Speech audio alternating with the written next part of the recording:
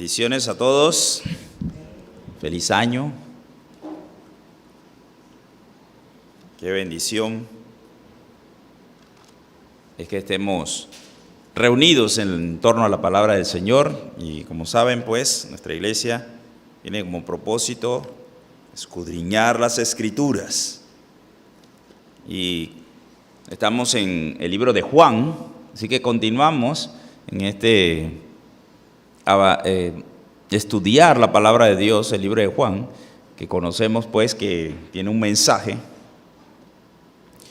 especial dirigido a los creyentes para que nosotros confirmemos que nuestro Señor Jesucristo es el Mesías, el Cristo, el Salvador, y creyendo en Él podamos tener vida eterna.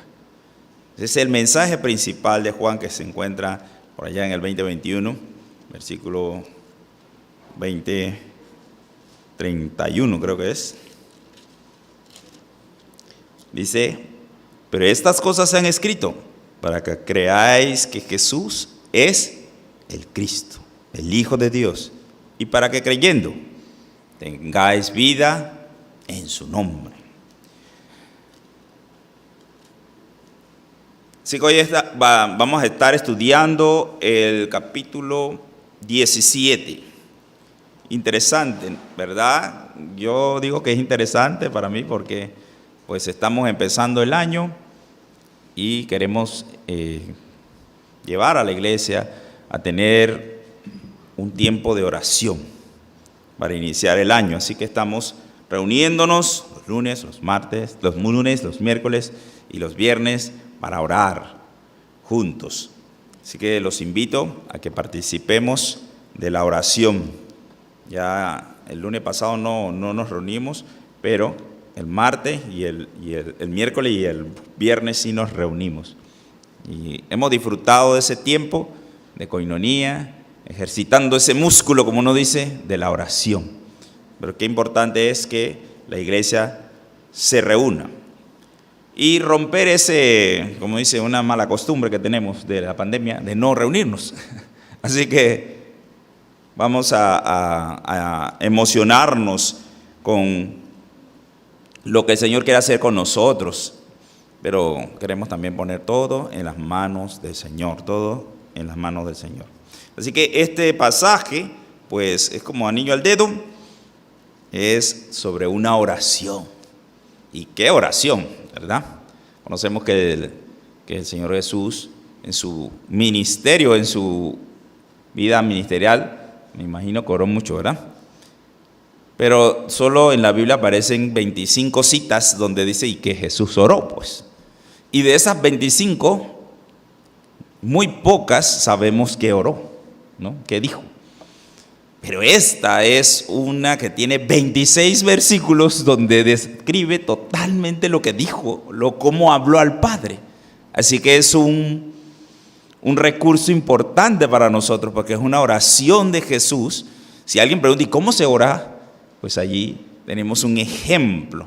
Quizás Mateo, esa es la oración, pero Jesús no estaba orando en sí, estaba enseñando cómo debemos hablarle al Padre. Pero esta, de Juan 17, es una oración que sale del corazón de nuestro Señor Jesús. Así que, importante, pongamos nuestras antenitas. De pronto no sé si se me suba el volumen, es que ando con los oídos un poco tapados, así que de pronto quedo gritando como loco. No me escucho. Es como cuando uno está con el teléfono y uno no escucha al otro. Como uno no escucha, uno grita, pero no, el otro está allá recibiendo la señal en alta, ¿no? Pero es porque uno no escucha. Así que tengo como el oído tapado. Este pasaje empieza, vamos a leer la primera frase, esta del versículo 17:1. Estas cosas habló Jesús y levantando los ojos al cielo. Capítulo 17 de Juan, versículo 1, la primera parte. Y levantando los ojos al cielo. Tremendo, ¿verdad? Jesús está orando y no hace así, no bajó la cabeza. Él levantó los ojos al cielo y En varias ocasiones, cuando él iba a bendecir los alimentos, también levantaba los ojos al cielo.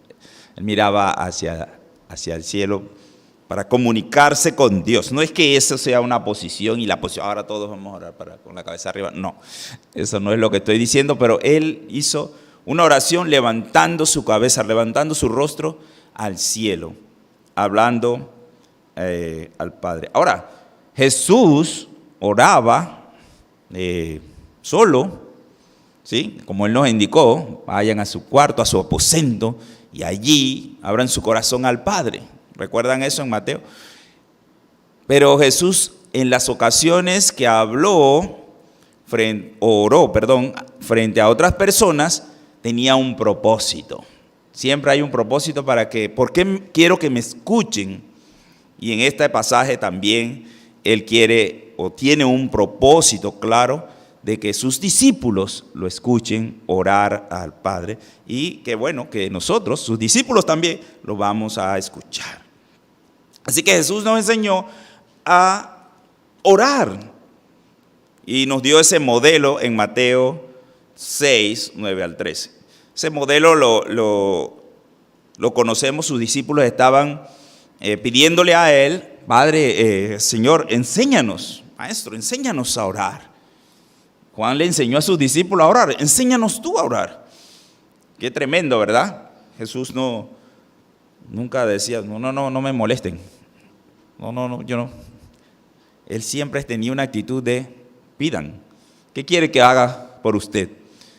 Y ellos le pidieron, enséñanos a orar, enséñanos a comunicarnos con el Padre. Y podemos encontrar en esa oración que pues sé que muchos han visto o escuchado programas de esta oración, el Padre Nuestro. Es tremenda ese pasaje y cómo estudiarlo poco a poco. Pero podemos ver esa estructura. Bueno, cada uno le pone un poquito más y un poquito más y un poquito más. El viernes estábamos estudiando un poquito más de eso en la oración y veíamos que las primeras partes está hablando con Dios el Padre, pero en la segunda parte está hablando de una comunidad. Siempre dice, perdónanos, ¿no? Perdona nuestros pecados. Habla de un grupo, como que si lo estuviéramos pidiendo juntos todos, ¿no? Así que qué interesante. Veamos entonces en Mateo 6, 9 al 13, esa estructura que el Señor Jesús trató de darnos ese ejemplo. Quizás no es una oración precisamente, no es que estaba llena de alguna información especial. Mateo 6, 9 al 13 dice,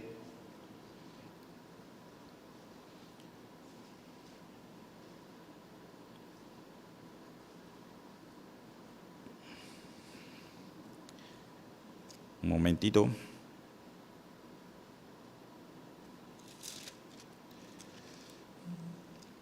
La oración inicia con adoración, ¿verdad? Y la adoración al Padre, cuando usted va a orar, pues es importante que nosotros sepamos con quién nos estamos comunicando. Dice, Padre nuestro que estás en los cielos, identificando quién es el Señor. Él está allá en lo alto, conociendo y reconociendo todas las cosas de nosotros los hombres. Esa es una primera estructura. Hablar y alabar el nombre de nuestro Señor. Y si yo le preguntara ahorita, pues ¿cuántas cosas usted podrían decir de Dios? Solo decirle, no pedirle nada, sino digan algo que glorifique, exalte al nombre del Señor. Me puse a pensar en esto, ¿no? Que si yo pudiera hacer una lista de cosas que yo le pudiera decir al Padre, por lo cual yo le alabo, de pronto si no lo hago con detalle, se me acortan las palabras. O sea, si no busco, se me acortan las palabras. Diría 3 o 4 cosas, pero no tengo una gama amplia de expresiones donde yo glorifique al Padre por su naturaleza. Esa es la palabra. La glorificación es exaltarlo o exaltarlo a Él por lo que Él es, por sus atributos. Entonces tengo que estudiar la Escritura y conocer los atributos de Dios. ¿Por qué le alabo? Porque Él es Dios, porque Él es bueno. Cantábamos, ¿verdad? Porque Él es bueno, porque para siempre es su misericordia. Y puedo alabar a Dios de esa manera. Es más, necesito alabar a Dios de esa manera porque eso me va a recordar quién es Él, quién es nuestro Dios. Así que es importante que tengamos eso. Así la Escritura pues nos dice que es una exaltación. Luego nos podemos enfocar en las prioridades del reino, porque ahí entrarían peticiones también, pero enfocarme en las prioridades del reino es cómo yo voy a orar por algo que está sucediendo, por algo que está pasando, si no lo enfoco en función del reino de los cielos, en función de Dios, de las cosas que me están sucediendo en mi vida, las tengo que enfocar en función del reino de Dios. Y eso es importante. Dice allí, venga tu reino, hágase tu voluntad en el cielo, así también en la tierra. Y en este momento, como les dije, es una expresión directa con Dios. Hágase tu voluntad. Y podría preguntarme, ¿estoy haciendo la voluntad de Dios en mi vida? ¿Estoy haciendo la voluntad de Dios en seguir su palabra, en estudiar su palabra? Así que eso es interesante. Nos examina esta oración a la vez que estamos hablando con Él. Porque no es un hablar, no es un decir, no es un repetir, no es un decirle cosas al Señor repetidas. ¿Sí? Voy a leer la oracióncita que hay en el capítulo 17 para repetírsela al Señor. No es eso. Es que nosotros aprendamos a hablar con Dios, a comunicarnos con Él. Luego dice allí que danos el pan nuestro de cada día, dánoslo hoy, pidiendo también por provisión. Sabemos que el Señor nos provee de lo espiritual y de lo físico. Él sabe de nuestras necesidades, así que también allí entran todo tipo de oración que tenga que ver con esto. Y darle gracias, ante todo, como dice la Escritura, dad gracias por la provisión. Luego de dar gracias, entonces entramos en perdónanos nuestras deudas, como también nosotros perdonamos a nuestros deudores. Entonces tenemos allí esa confesión. No podemos ir al Padre si no tenemos un corazón perdonador. Y un corazón que perdona es un corazón que está entendiendo qué es esto, ¿verdad? Él nos dio una parábola donde decía aquel que perdonó mucho. ¿Y usted ha perdonado para que el Padre le perdone? Todas estas cosas son interesantes, son un modelo. Termina la oración con algo que también es importante que lo tengamos presente. Dice allí, y no nos metas en tentación, mas líbranos del mal, pidiendo también por protección. Ahora pueden ver esa estructura, ¿verdad? Alabanza al Señor, peticiones, que se haga su voluntad, protección, dando gracias. Casi es la estructura que utiliza el Señor Jesús en Juan 17. Así que es una oración modelo, y Juan 17 va a ser una práctica para que veamos el modelo puesto en práctica. Esta oración no nos muestra, la de Juan 17, nos muestra el corazón de Jesús. Cuando usted ora, ¿cómo debe orar? ¿Cómo salen sus palabras? No deben ser del corazón. Usted está hablando con Dios. Usted no está repitiendo cosas. Así que necesitamos hablarle a Dios con lo que hay en mi corazón. Con mis necesidades también, pero también con ese corazón agradecido. Así que cuando escuchemos Juan 17 veremos el corazón de Jesús, pero también el corazón de Dios, ¿verdad? Porque Él es Dios.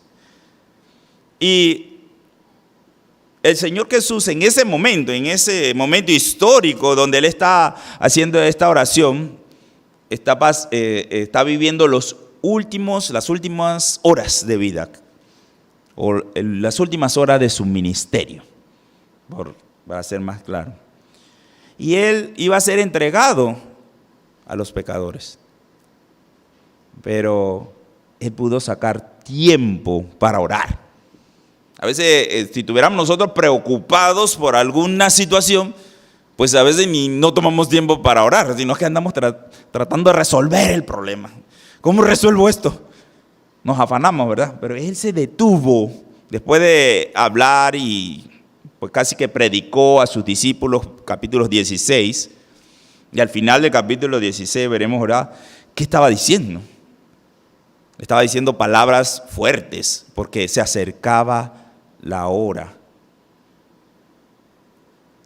Y en medio de eso, que él sabía que iba a ser entregado, él tomó tiempo para orar por él y por sus discípulos. Eso es importante. Por eso he titulado este mensaje, la oración por los discípulos. Y es algo que también debemos nosotros aprender a hacer. Orar por nuestros discípulos.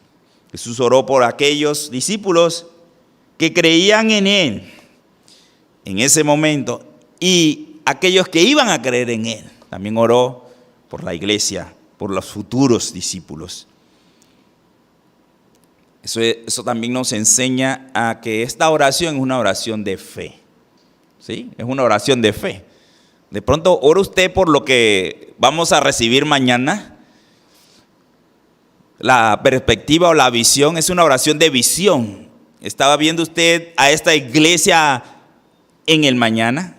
Sabemos la misión, ¿verdad? Ir a todas las naciones, bautizando a todo el mundo en el nombre del Padre y el Hijo y el Espíritu Santo. Pero usted tiene visión, su oración tiene visión y ora por lo que vamos a recibir mañana, por los discípulos que se van a integrar, por los que vamos a ganar, por las iglesias que vamos a plantar. ¿Ora usted por eso? Visión. ¿Ora usted por aquellos que van a formar la iglesia de mañana? Por los líderes que están aquí sentaditos, están como incubándose, ¿verdad? Que van a ser los futuros pastores de esas iglesias que estamos orando. Los jóvenes que van a tomar lugar también y van a ocupar las posiciones para el liderazgo, para dirigir la iglesia. Eso es orar con visión. Y Jesús en esta oración oró así por los discípulos del mañana, del futuro. Necesitamos orar de esa manera. Y oró frente a sus discípulos, por eso oramos juntos, para animarlos. Ellos estaban en una situación difícil, como les he estado comentando, una situación quizás de temor. ¿Por qué? Porque Jesús les está diciendo, me voy. Vamos a buscar aquí en el 16, el versículo 32 y 30 dice, he aquí, la hora viene y ya, venido ya, en que seréis esparcidos cada uno por su lado, y me dejaréis solo. Qué palabras fuertes, ¿verdad? Que les diga el Señor Jesús, ustedes van a ser esparcidos y me van a dejar solo. No puede ser, ¿cómo? Nosotros somos fieles y queremos servir al Señor y me van a dejar solo. Es duro, ¿verdad? No era fácil lo que estaban escuchando, pero Él les dio paz. Dijo, mas no estoy solo, porque el Padre está conmigo. Wow, amén. Estas cosas os he hablado para que en mí tengáis paz. Estaba tratando Jesús de darle paz, pero era una hora difícil para los discípulos. Y después de hablarles y decirles todo lo que acontecería, entonces empieza a orar por ellos en el capítulo 17. Y en voz alta comienza a orar al Padre para que ellos escuchen que Él va a hablar con el Padre, para animarlos. ¿Por qué oramos juntos? ¿Por qué usted ora con otro? ¿Por qué es importante orar juntos? A veces uno puede tener palabra de oración, estar conectado con el Señor, pero cuando oramos juntos también nos confortamos, nos consolamos unos a otros, ¿sí? A veces me gusta oír al otro orar, me conecta con Dios también, su alabanza me conecta con Dios. Es importante que la iglesia ore junta, así nos conocemos también, así aprendemos. Si alguien no sabe orar, ¿qué debe hacer para aprender a orar? Orar. Y si no sabe orar en público, ¿qué debe hacer? Orar en público. Me acuerdo cuando yo llegué acá a la iglesia hace muchos siglos atrás, entonces estaba yo sentado allí y bueno, teníamos una costumbre, ¿no? Que desde el púlpito decían de que bueno, vamos a empezar el tiempo. El hermano Raúl, por favor, ore para iniciar. Qué miedo, ¿verdad? No sabía orar, pero bueno, había que orar. Me tocaba orar. Como cuando le dicen, ora por los alimentos. A veces también tenemos temor, no sabemos, pero hay que hacerlo. Hay que hacerlo, pero hay que saber cómo, ¿verdad? La Escritura nos está diciendo cómo. Y este pasaje de Juan 17 nos está enseñando cómo hablar con Dios. Orar debe producir un efecto revitalizador en nosotros. Debemos salir gozosos de la oración, porque hemos llevado todas nuestras cargas al Padre. Nos debe consolar, pero también nos debe arraigar, o sea, establecer, conectarnos al Señor, para poder enfrentar las pruebas y retos que vivimos a diario. Eso hace la oración. Orar nos prepara para aceptar la voluntad del Padre, aunque muchas veces esta voluntad no nos guste. A veces no nos gusta, pero nos prepara para aceptarla. ¿Por qué? Porque sabemos que la voluntad de Dios es perfecta, buena y agradable. A veces no nos gusta, pero debe ser así, agradable. Es lo mejor para usted, es lo mejor para nosotros, la voluntad del Padre. Así que Jesús en su ministerio terrenal oró por diferentes razones. Vamos a ver algunas. Allí bueno, ustedes no tienen, los que tienen el WhatsApp tienen algunas en el bosquejo. Pero vamos a buscar algunas donde él dijo algo y que podemos saber el contenido de su oración. Jesús oró por muchas cosas, pero él dio gracias, por ejemplo, acciones de gracias. Juan 11, 41, 42. ¿Qué estaba haciendo Jesús en ese momento? Dándole gracias a Dios. ¿Por qué dio gracias? Estaba en esa escena con Lázaro, ¿verdad? En la oración con Lázaro. Y dijo, yo voy a orar. Oró en voz alta y está dando gracias. Dice, gracias porque tú siempre me escuchas. Siempre me escuchas, Padre. Cada vez que yo hablo, tú me escuchas. ¿Le da gracias a Dios porque siempre lo escucha? Gracias, Señor, porque siempre que abrimos nuestra boca, Él tiene su oído inclinado a los justos, ¿verdad? Ahí está, escuchando a sus hijos. Y Jesús daba gracias. Y dije, oré en voz alta por ellos, para que ellos sepan que tú siempre me escuchas, siempre. Ya sabe por qué usted ora en voz alta, ¿verdad? Para que el mundo vea que Dios está conectado con usted. Y cuando vean el milagro, crean que Él es. Otra, alabanza, Lucas 10, 21, 22. Jesús también alabó al Padre, constantemente lo alababa. Lucas 10, 21. Y en este caso, Él está alabando por los designios del Padre, por lo que Él ha hecho. Dice Lucas 10, 21. En aquella misma hora Jesús se regocijó en el Espíritu, estaba gozoso y dijo, yo te alabo, oh Padre, Señor del cielo y de la tierra, porque escondiste estas cosas de los sabios y entendidos y las has revelado a los niños. Sí, Padre, porque así te agradó. Todas las cosas me fueron entregadas por mi Padre y nadie conoce quién es el Hijo sino el Padre, ni quién es el Padre sino el Hijo y aquel a quien el Hijo lo quiera revelar.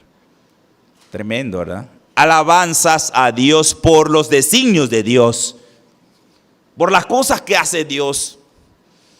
Usted a veces ha orado y el Padre le responde y usted ve, wow, yo pensaba que iba a ser de otra manera, pero el Señor lo respondió de una manera más allá y más abundante de lo que usted esperaba. Él le sorprende siempre. Y hay que alabar a Dios. Gracias, Señor, porque tu respuesta es siempre mayor a lo que yo esperaba. En Mateo 27, 46 empiezan esas oraciones donde el Señor Jesús está en la cruz. Él clamó en la cruz del Calvario. Ahí se ve oraciones y está hablando con el Padre. Elí, Elí, clamaba el Señor. Estaba en un momento angustioso y elevó una oración al Padre. Dios había, por decirlo así, volteado su rostro porque Jesús se había hecho pecado por causa de nosotros. Y él clamó al Padre. También en de entrega, ora al Padre y hace su oración y entrega su alma. Su vida la entregó en las manos del Señor. Vemos también la de intercesión, todo Juan 1 al 17, del 1 al 26, toda esa es una oración de intercesión y una oración de petición en Juan 12, 27. Jesús ora al Padre, acepta su voluntad, pidiendo que Dios sea glorificado. Así como les decía, en el Nuevo Testamento entonces aparecen alrededor de 25 ocasiones donde dice, y Jesús oró. Estaba buscando, eso lo encontré en un escrito, pero estaba buscando y de verdad, en Mateo solo hay como 6, en Marcos hay solo 3 veces que se dice, y Jesús oró, o Jesús estaba orando, o Jesús comenzó a pronunciar. Pero son muy pocas las que tenemos el escrito de lo que él oró. Así que hoy vamos a estudiar este pasaje que es toda una oración. 26 versículos de una oración que nos va a enseñar el corazón de Dios y el corazón de Jesús. Su vida de oración se ve reflejada en su ministerio. ¿Sí? Nuestra vida de oración se va a ver reflejado en nuestro ministerio.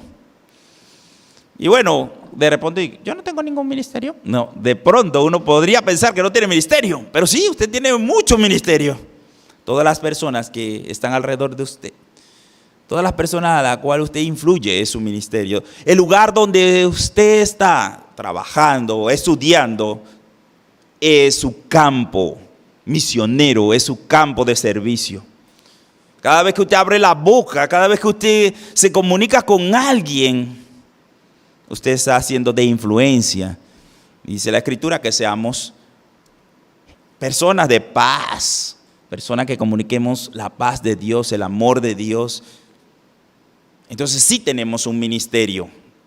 Y nuestra vida de oración se va a ver reflejada allí en nuestro ministerio, en cómo nos conducimos, en cómo vivimos.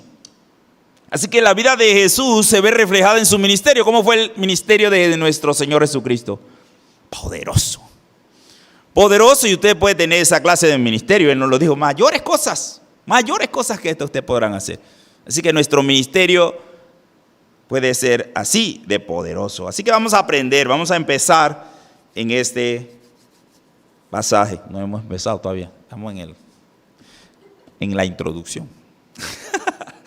Vamos a orar. Padre, te alabo, Señor, te doy las gracias. Te pido en el nombre de Jesús que esta oración sea para nosotros de refrigerio, Señor, un alimento especial y también algo que nos enseñe, Señor, a comunicarnos contigo, a tener un corazón conectado a tu palabra, conectado a tu voluntad.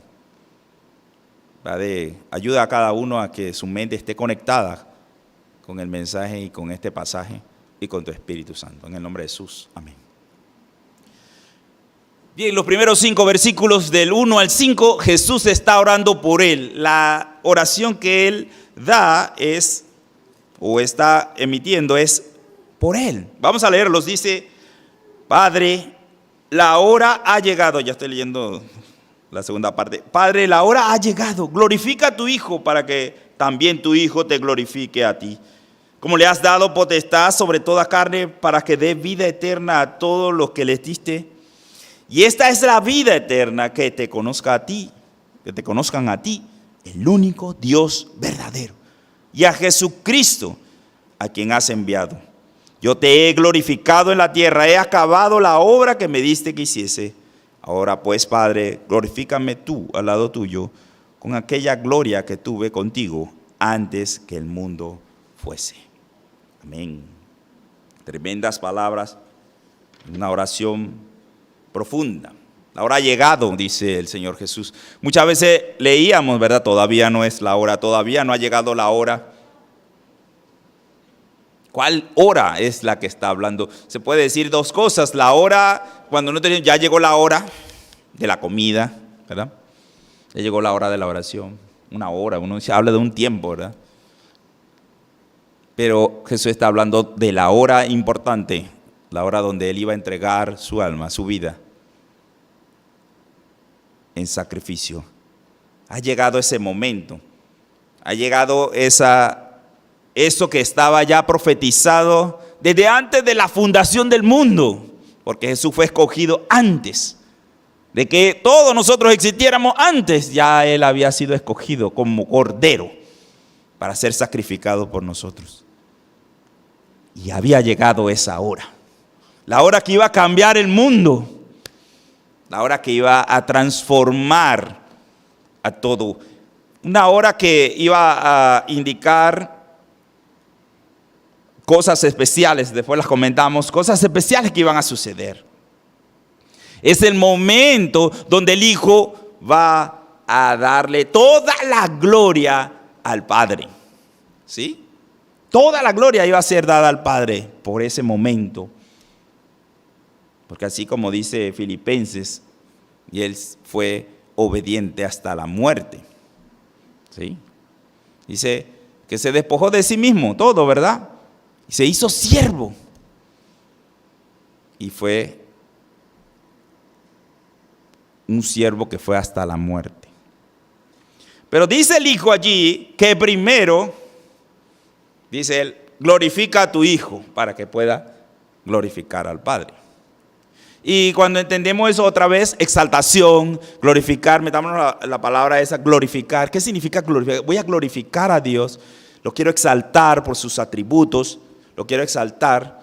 Ahora, si usted fuera Jesús, no es Jesús, no es, pero sí, usted fuera Jesús, usted ahorita mismo es una persona humana y Dios quiere glorificarle a usted, ¿qué haría Dios? ¿Cómo Dios glorificaría a Jesús, hombre, el Hijo?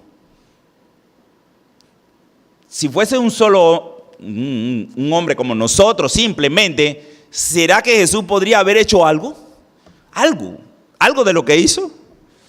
No hubiera podido hacer nada, porque Él era un simple hombre. Entonces Dios le va a dar esos atributos especiales a Jesús. Atributos que lo van a identificar como Dios. Él va a ser glorificado. En vida, Jesús fue glorificado. Segunda de Pedro, vamos a buscar rápidamente. Segunda de Pedro 1. En vida.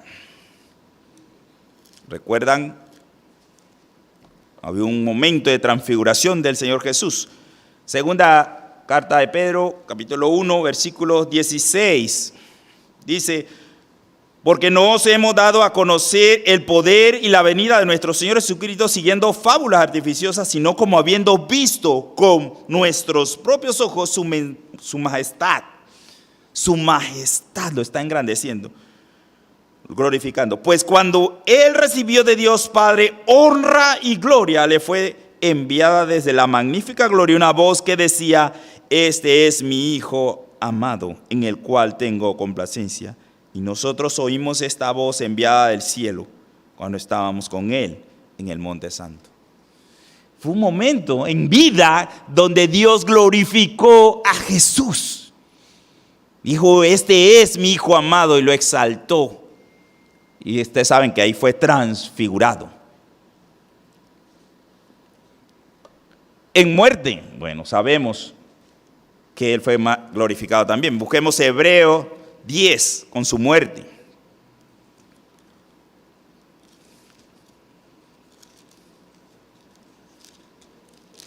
Hebreos 10, versículo 12.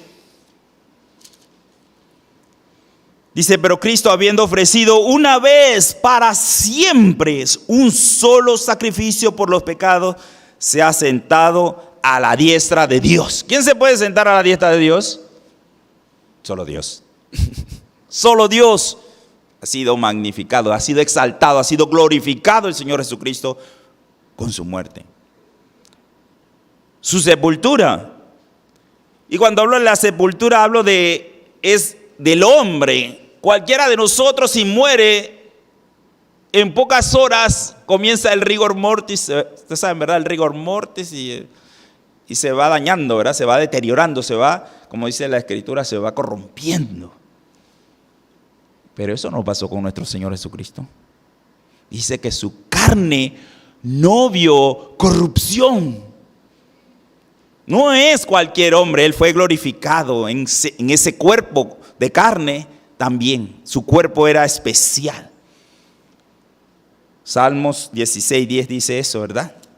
Que su cuerpo no vio corrupción. O sea, que no se dañó. En 3 días estuvo enterrado y no vio corrupción su cuerpo. Ni uno de sus huesos fue quebrado.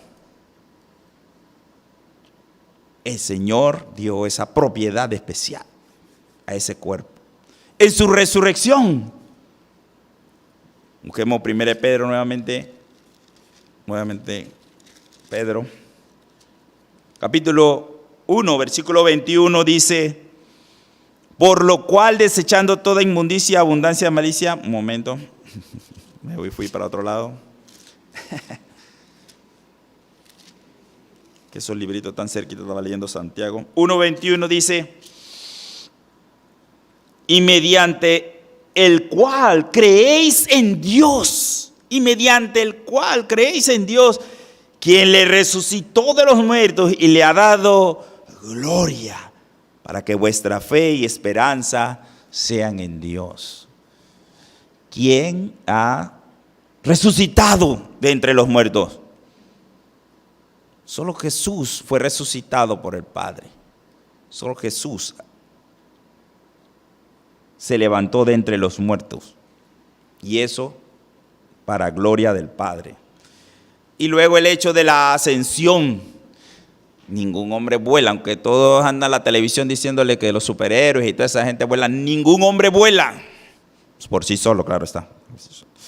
No vuelan, ¿verdad? Pero ¿por qué Jesús? Hágase la pregunta, ¿por qué Jesús hizo eso? ¿Por qué Jesús no desapareció y punto, se fue? Ya, chao, me voy. ¡Pum! Pregúntense por qué. Háganle preguntas a la Biblia, ¿por qué Jesús no se fue así como Él aparecía, desaparecía después de su resurrección, aparecía, desaparecía?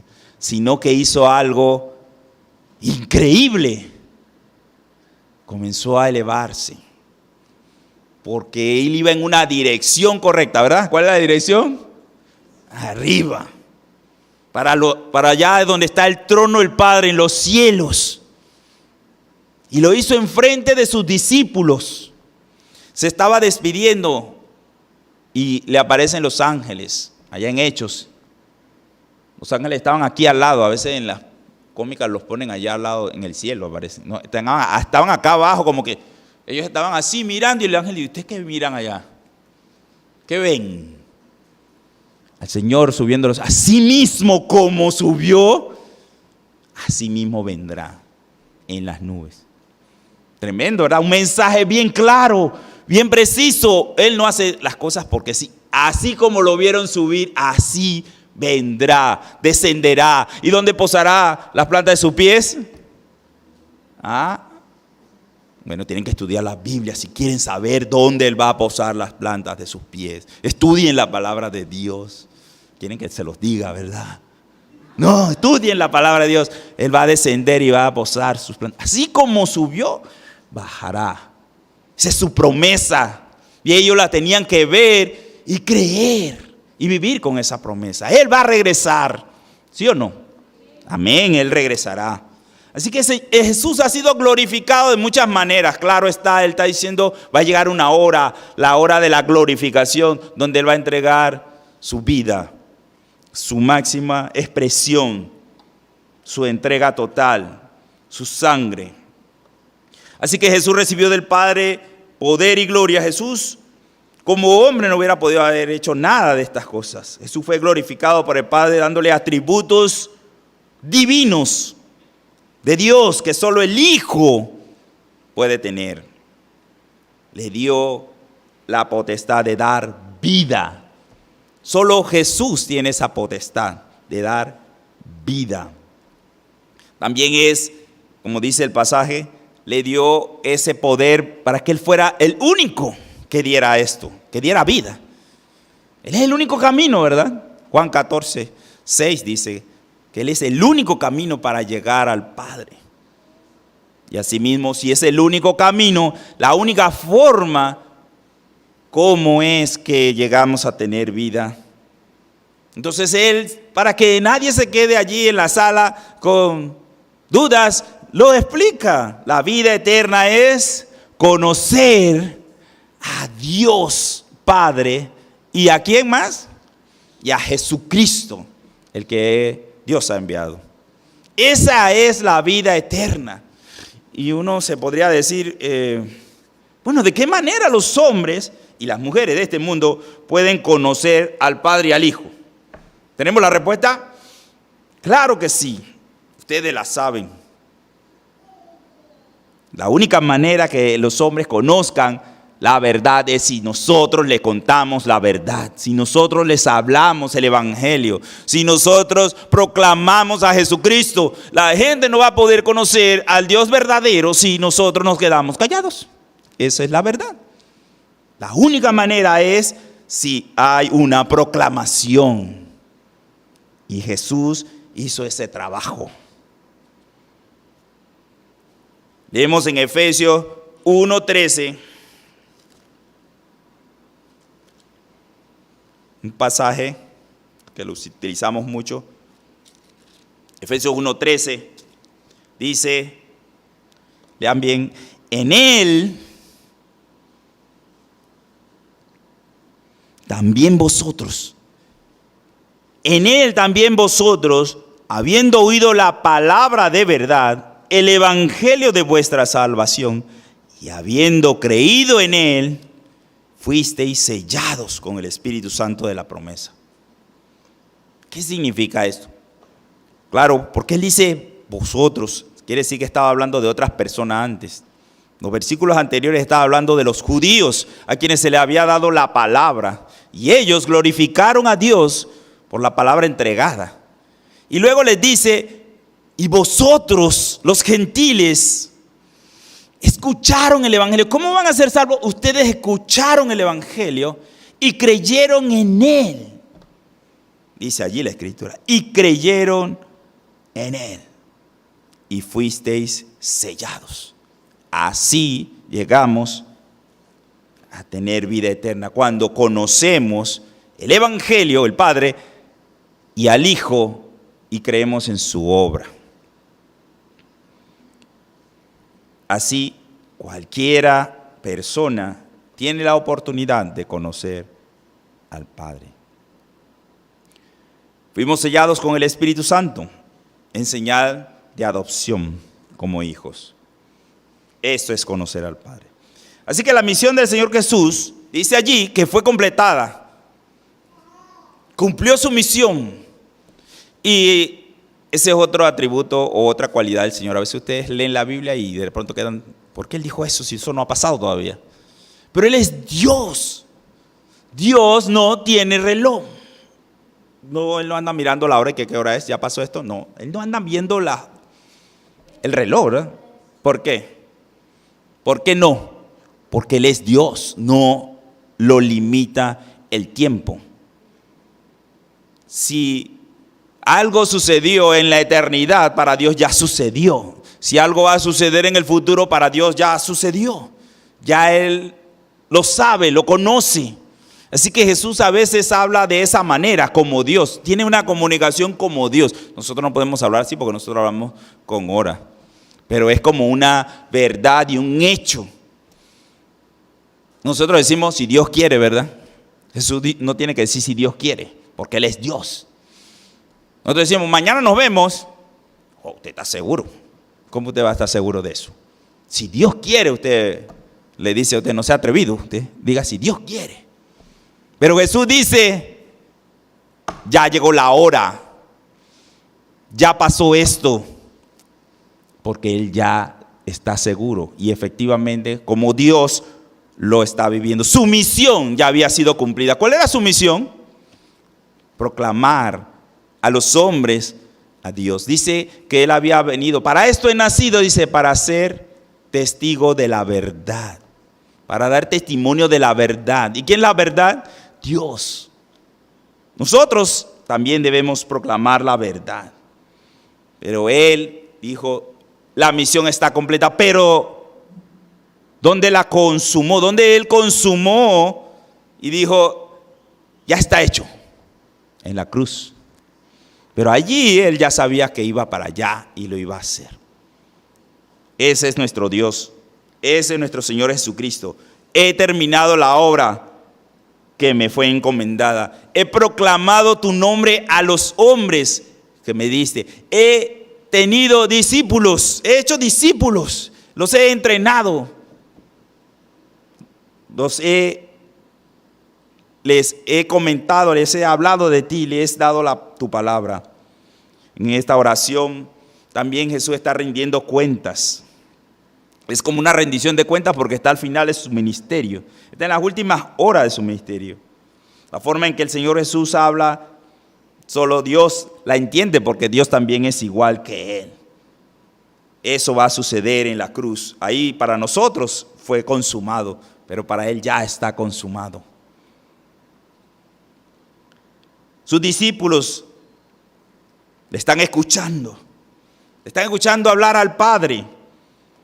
No como nosotros cuando hablamos con Dios. Ustedes ven que aquí en este versículo Él dice Padre. Usted le puede llamar a Dios Padre, pero Él, cuando Él dice Padre, es totalmente diferente.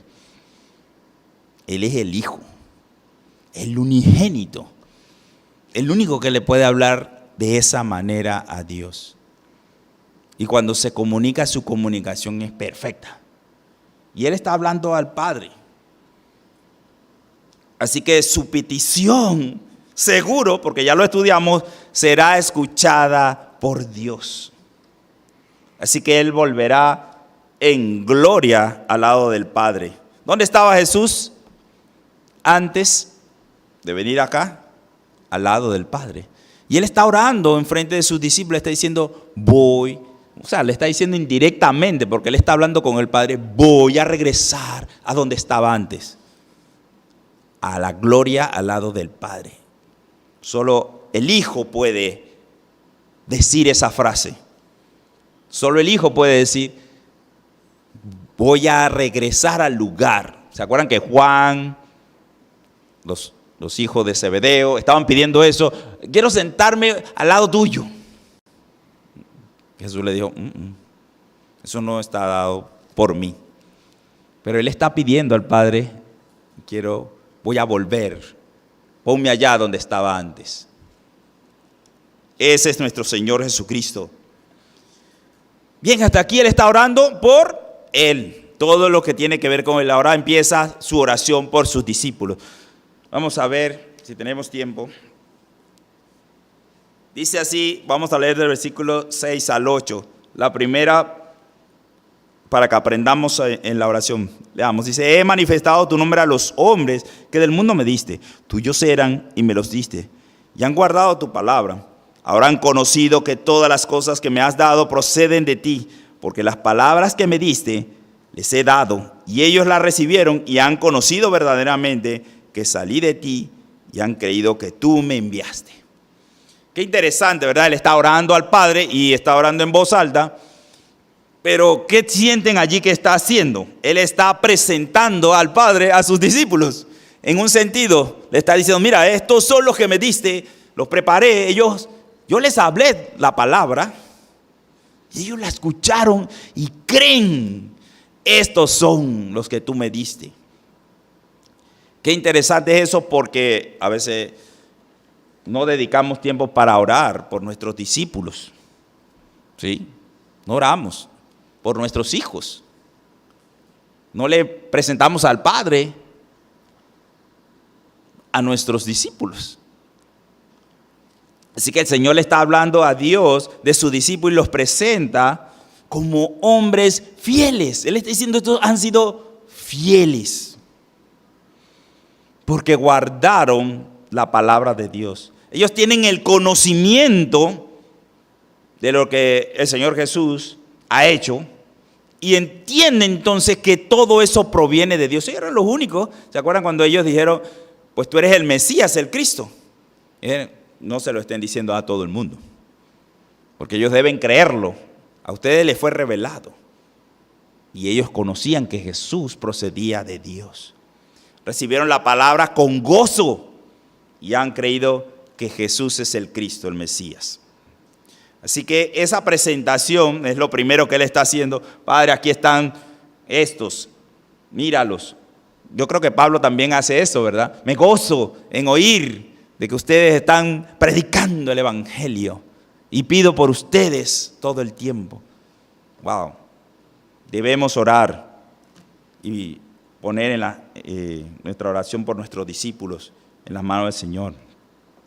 Vamos a leer del 9 al 11. Dice, yo ruego por ellos, no ruego por el mundo, sino por los que me diste, porque tuyos son, y todo lo mío es tuyo, y lo tuyo mío, y he sido glorificado en ellos. Y ya no estoy en el mundo, mas estos están en el mundo, y yo voy a ti, Padre Santo. A los que me has dado, guárdalos en tu nombre, para que sean uno, así como nosotros. Así que una oración, detecto, bueno, ese es mi estudio, que repite mucho lo que sean uno, y es un ruego. Dice allí, ruego por ellos. Ruego por ellos, no por el mundo. Está haciendo una petición especial por eso que acaba de presentar. Y dice Jesús que he sido glorificado en ellos. Otra vez, la palabra glorificar, ¿qué significa? Que ellos exaltaron el nombre de Jesucristo. Esos discípulos exaltaron el nombre de Jesús. La gloria se la dieron a Dios. Eso es importante. Y dice el tercero, guárdalos en tu nombre. Guárdalos en tu nombre, pero les dice, y uno pensaría que Jesús diría, guárdalos en tu nombre para que se protejan de tales cosas. No, ¿qué dijo? Para que sean uno. Y eso otra vez hace pensar y debe hacernos preguntar, ¿qué es? ¿Por qué? Esta primera petición de Jesús por su discípulo, le pide que los guarde en su nombre, porque es en el nombre del Señor que estamos protegidos. Específicamente quiere que ellos permanezcan en unidad. Seguramente Dios Padre, Hijo y Espíritu Santo están en perfecta unidad, porque Él dice que quiero que sean como nosotros, con esa unidad como nosotros. Eso les debe hacer explotar la cabeza, porque la unidad del Padre y del Hijo y del Espíritu Santo, ¿cómo es? ¿Cómo es? Ellos tres trabajan y desarrollan las tareas, no importando que sean Dios. No se menosprecian, no se ven como poca cosa, porque ellos saben quién son. Son Dios. Yo digo son, pero es Dios. Dios el Padre, Dios el Hijo y Dios el Espíritu Santo, aunque tienen diferentes funciones o cumplieron diferentes funciones o cumplen diferentes funciones, nunca se sienten menos. Jesús no se paró y dijo, ¿por qué yo tengo que hacer eso? ¿Por qué tengo que morir? Él no dijo eso. Jesús no dice eso, Él está de acuerdo, Él está en unidad. Y Él quiere que nosotros tengamos esa unidad. Ayer hubo un acontecimiento catastrófico. Con la lluvia de ayer se inundó el segundo piso. Allá arriba.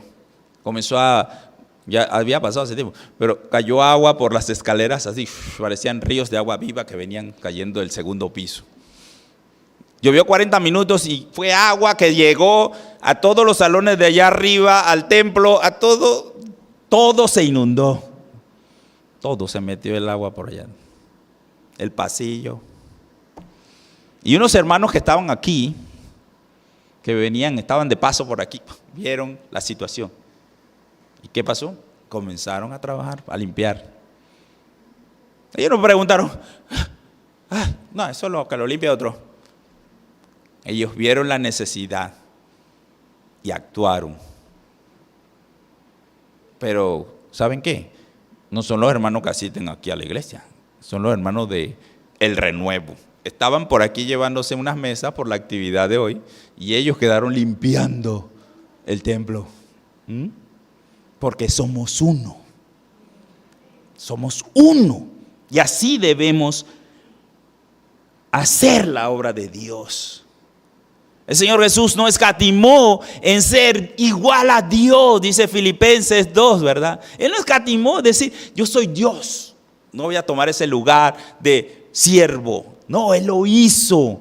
Y lo hizo por usted y por mí. De esa misma manera nosotros debemos servir. Dice Filipenses, tengamos ese mismo sentir que hubo también en Jesús. Así que de esa manera el discípulo de Cristo permanece protegido sin caída en el poder de Jesucristo. ¿Por qué menciono esto? Porque Él está diciendo, guárdalos para que sean uno. Solamente vamos a ser guardados de caída, porque Él menciona que alguien se perdió, ¿verdad? Más adelante lo vamos a ver. Y ese alguien que se perdió, cayó. Se perdió. Él no estaba trabajando como uno. Él se fue por sus propios intereses. Saben que Judas se fue por sus propios intereses monetarios, ¿verdad? Económicos. No es así que debemos trabajar. Debemos ser uno.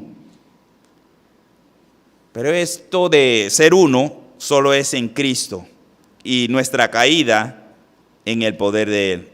Vamos a leer Judas 1:24, eso es importante. No estoy diciendo que no podemos fallar en pecado.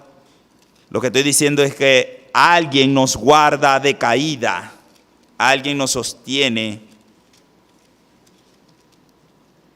de caer. Judas es un capitulito, así que está entre Hebreos y entre Apocalipsis y se me perdió el Judas. Entre Apocalipsis y la última de Juan. Así que si es el último de Apocalipsis, echen un poquito para atrás y ahí está Judas. Es un librito de un capítulo, pero tiene palabra.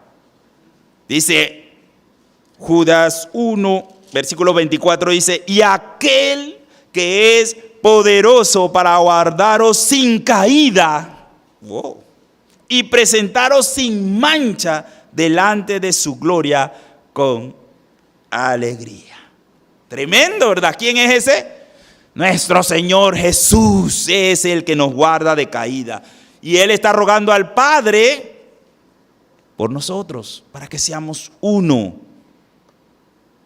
Cuando uno deja de ser uno en propósito, uno en unidad, se desvía y se va buscando sus propios intereses. Ese es el sentido de nosotros como iglesia. Bien, leamos ahora del versículo 12 al 16.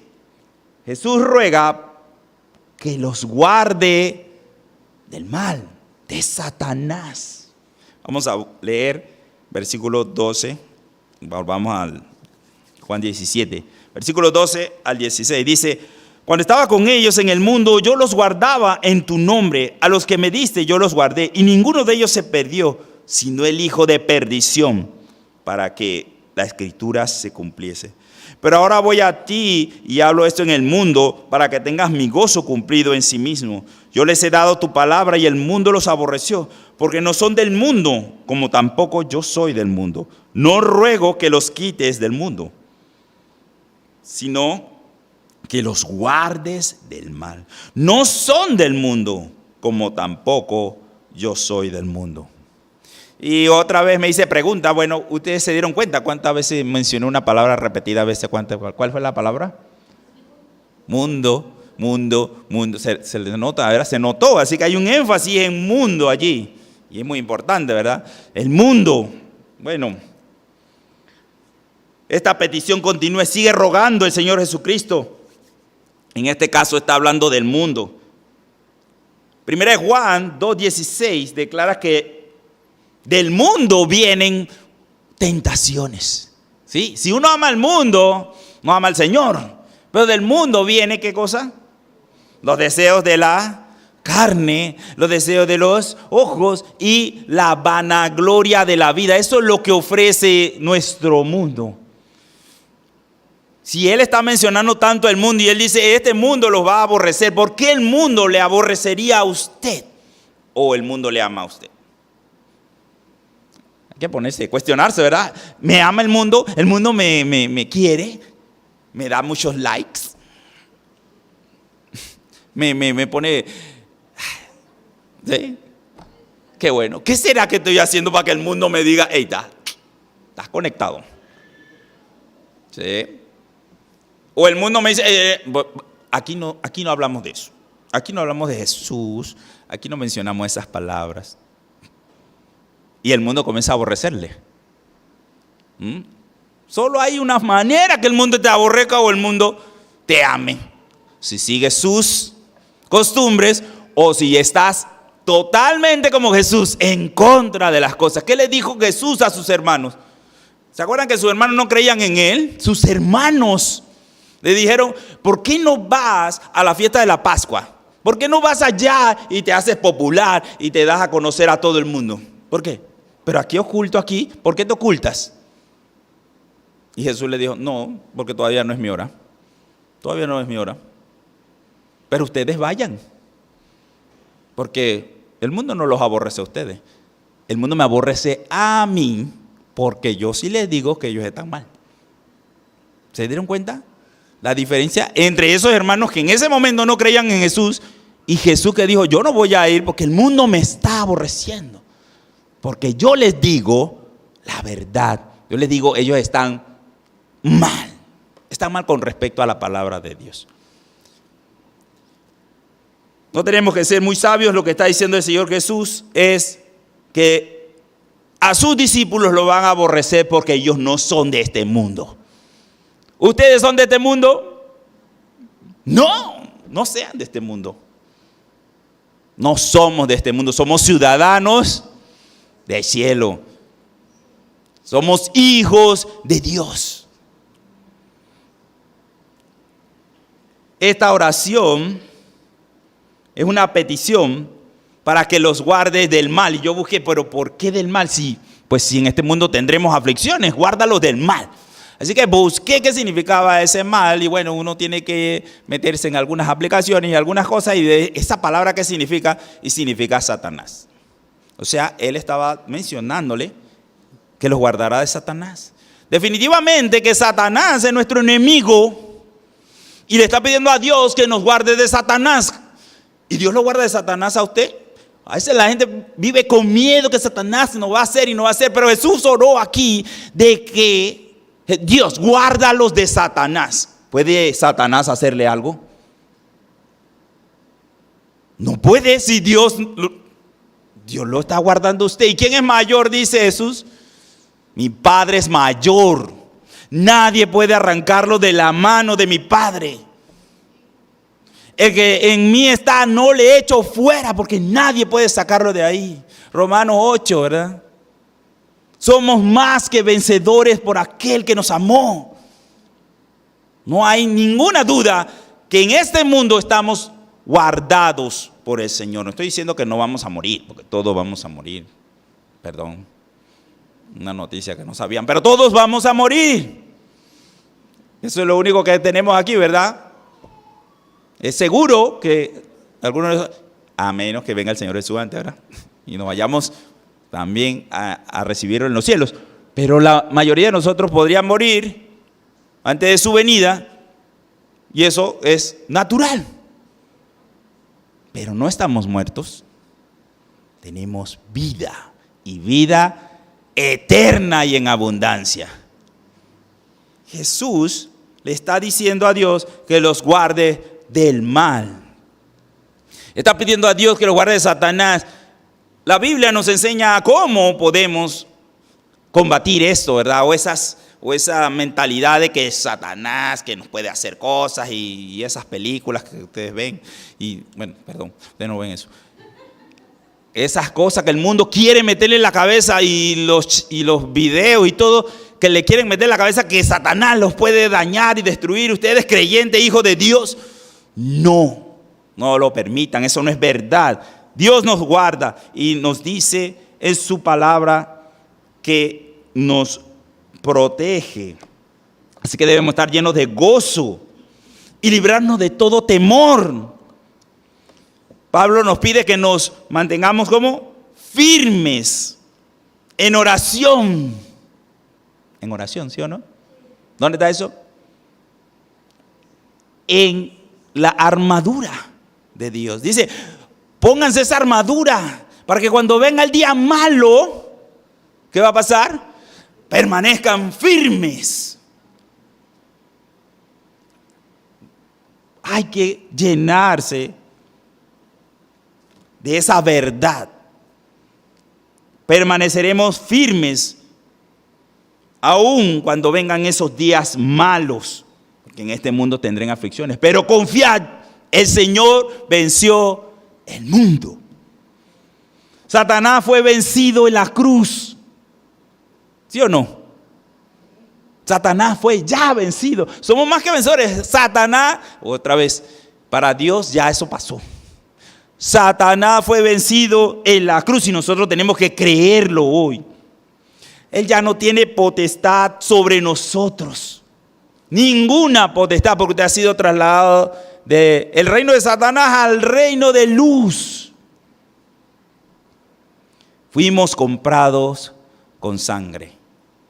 1 Corintios 6:20 dice que fuimos comprados con sangre y su cuerpo, templo del Espíritu Santo, donde habita Dios, es de Dios y es para su gloria. Ya no somos de este mundo, somos ciudadanos del cielo. ¿Y nuestro rey quién es? Jesucristo. A Él servimos y obedecemos, guiados por el Espíritu Santo.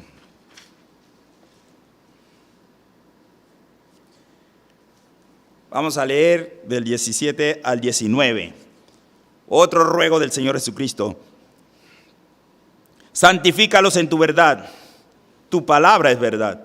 Como tú me enviaste al mundo, así yo los he enviado al mundo. Y por ellos yo me santifico a mí mismo, para que también ellos sean santificados en la verdad. La petición del Señor ahora se centra en, ¿qué oyeron ahí? Repetido. Algo importante, santificación, ¿verdad? La santidad. Y otra vez, palabras que necesitamos entender en su contexto.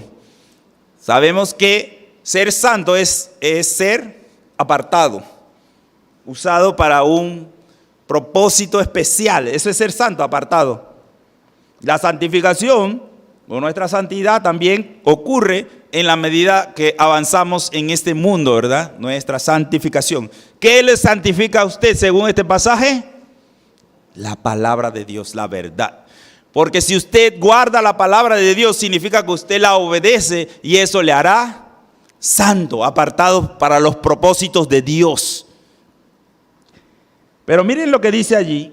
Y por ellos yo me santifico a mí mismo. Y es un ruego, pero también una expresión de lo que Él va a hacer. Yo me santifico o me entrego o me sacrifico por ellos. Yo estoy sirviendo a Dios con mi muerte para que entonces ellos pues sean santificados. O sea, dos cosas de la santificación es posición. ¿Cuál es la posición? Estamos en los lugares celestiales, en posición. Ahorita usted está en los lugares celestiales. Sí, posición quiere decir que somos santos, apartados por Dios.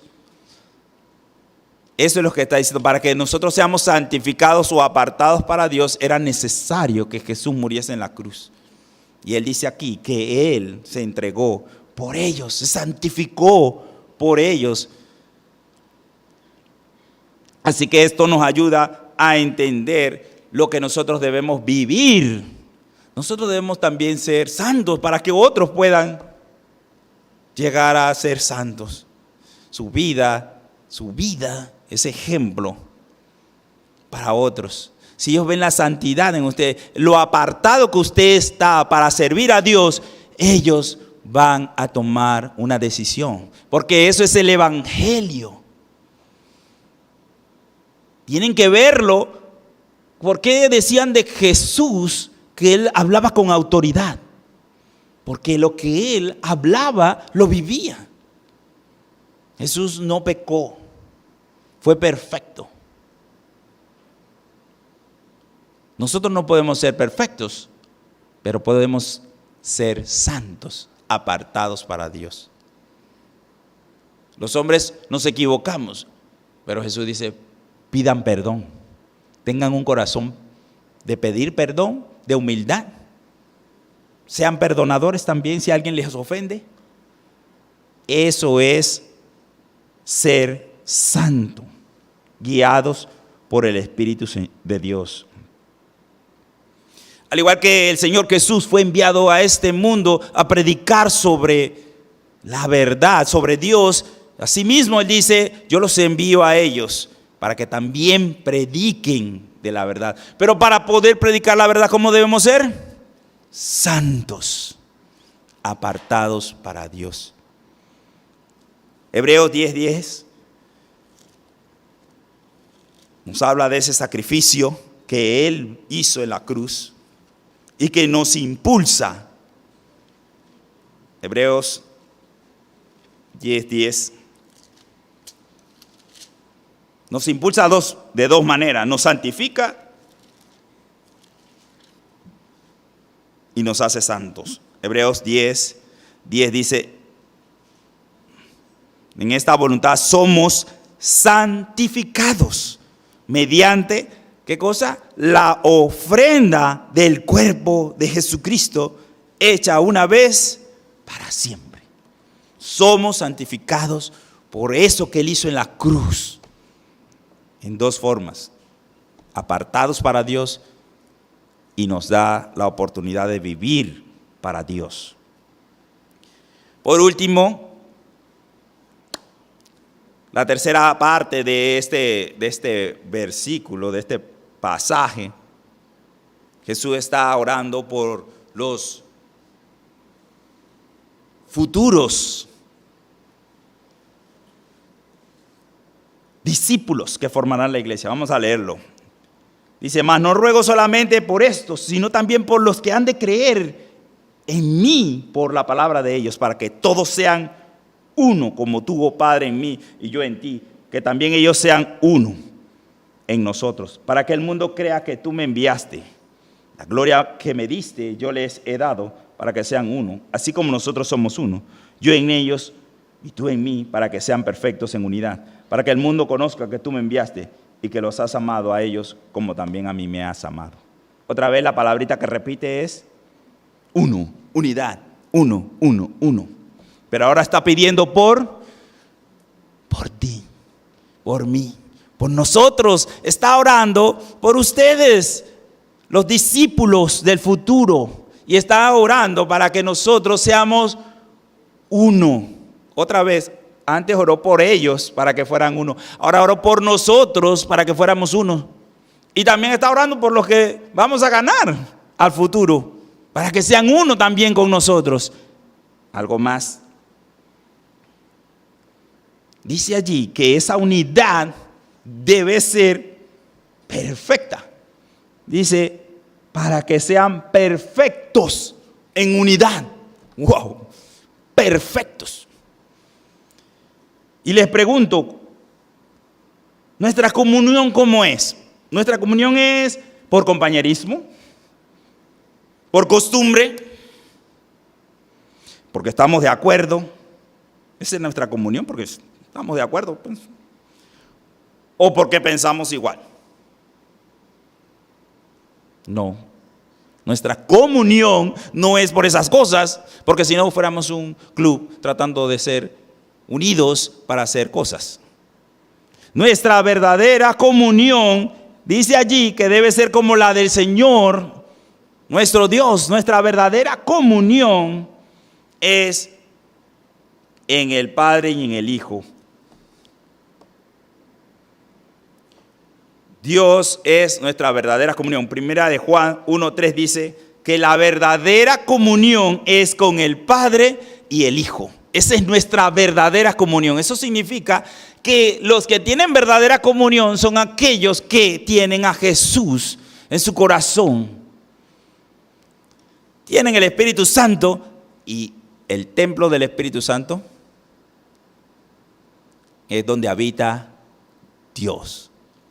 Y esa es la comunión. Nuestra comunión es, y esa perfecta comunión solamente es en el Padre y el Hijo. Bueno, y para terminar, una última oración. 24-26, Padre, aquellos que me has dado, quiero que donde yo estoy, también ellos estén conmigo, para que vean mi gloria que me has dado, porque me has amado desde antes de la fundación del mundo. Padre justo, el mundo no te ha conocido, pero yo te he conocido y estos han conocido que tú me enviaste. Y les he dado a conocer tu nombre. Y lo daré a conocer aún para que el amor con que me has amado esté en ellos y yo en ellos.